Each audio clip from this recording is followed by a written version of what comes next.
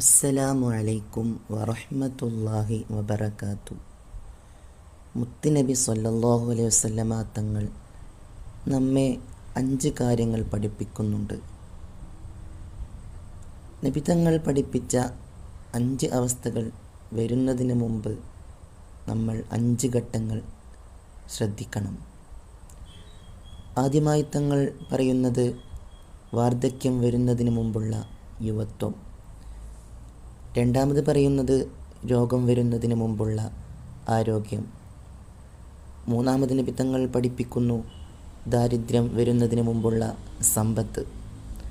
നാലാമതായിട്ട് നബി തങ്ങൾ നമ്മെ പഠിപ്പിക്കുന്നുണ്ട് ജോലി തിരക്കുകൾ വരുന്നതിന് മുമ്പുള്ള ഒഴിവു സമയം.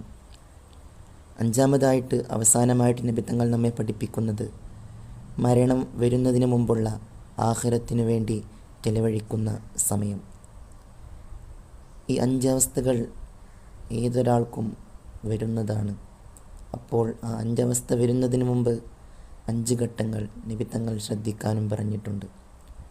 അല്ലാഹു സുബ്ഹാനഹു വ തആല ഇതൊക്കെ ജീവിതത്തിൽ കൊണ്ടു നടക്കാനും മുത്തുനബി തങ്ങൾ പറഞ്ഞതുപോലെ ജീവിതം മുന്നോട്ട് കൊണ്ടുപോകാനും അവസാന മുത്ത് ഹബീബിനോട് കൂടെ നാളെ ജന്നാത്തുൽ ഫിർദൗസിൽ ഒരുമിച്ച് കൂടുവാനും അല്ലാഹു നമുക്കേവർക്കും തൗഫീഖ് നൽകി അനുഗ്രഹിക്കുമാറാവട്ടെ.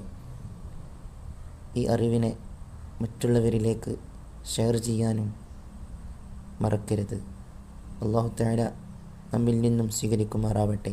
അസ്സലാമു അലൈക്കും വറഹ്മത്തുള്ളാഹി വബറകാതുഹു.